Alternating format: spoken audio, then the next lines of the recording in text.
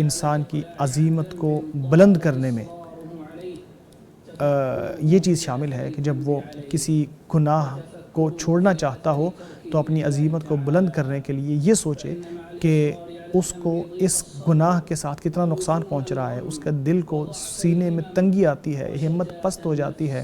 نفس بکھر جاتا ہے اور دل میں ایک وحشت سی پیدا ہو جاتی ہے اور انسان برکت سے محروم ہو جاتا ہے اپنے رزق میں بھی، اور انسان کا جسم بھی کمزور ہو جاتا ہے۔ جب انسان خواہشات کی پیروی نہیں کرتا تو دل کو سکون ملتا ہے، نور انسان کو مل جاتا ہے، انسان کی پریشانیاں اور غم دور ہو جاتے ہیں، انسان کا رزق بھی بہتر طریقے سے ملنے لگتا ہے، اس کی دعائیں بھی قبول ہوتی ہیں، اور جب نیکیاں کرتا ہے تو اس کے اندر اس کو لذت بھی حاصل ہونے لگتی ہے اور لوگ بھی تعریفیں کرنے لگتے ہیں۔ ابن القیم علیہ رحمۃ اللہ بیان کرتے ہیں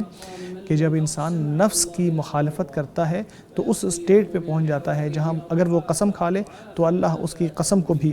پورا کرے، اور انسان اپنی خواہش سے یوں دور ہو جاتا ہے۔ گناہوں سے دور ہونے کا بہترین طریقہ یہ بھی ہے کہ انسان اللہ تبارک و تعالیٰ کے ساتھ سچائی سے یہ دعا کرے، اللہ سے گریہ زاری کرے، اس کی طرف توجہ اپنی کرے اور جھک جائے، پوری عاجزی کے ساتھ، انکساری کے ساتھ اللہ سے مدد مانگے، اور اس کی جو اللہ تبارک و تعالیٰ کے سامنے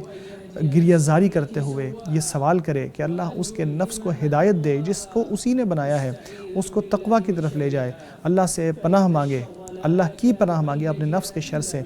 کیونکہ انسان کو برائی اس کے نفس سے ہی پہنچتی ہے اور اللہ تبارک و تعالیٰ کے ہاتھ میں ہے، اللہ اس کے حال کو بدل سکتا ہے۔ اللہ کی مدد مانگے جس کی مدد کے بغیر انسان نہ کوئی نیکی کر سکتا ہے، نہ کوئی برائی سے بچ سکتا ہے، کوئی اخلاص کرنے والا اللہ کے راستے سے روکا نہیں جاتا۔ دارالقطنی علیہ رحمۃ اللہ بیان کرتے ہیں کہ جو کسی خواہش سے بچنے کی کوشش کرتا ہے اللہ اس کی خواہش اس کے دل سے ہٹا دیتا ہے۔ اسی طرح ابن تیمیہ علیہ رحمۃ اللہ بیان کرتے ہیں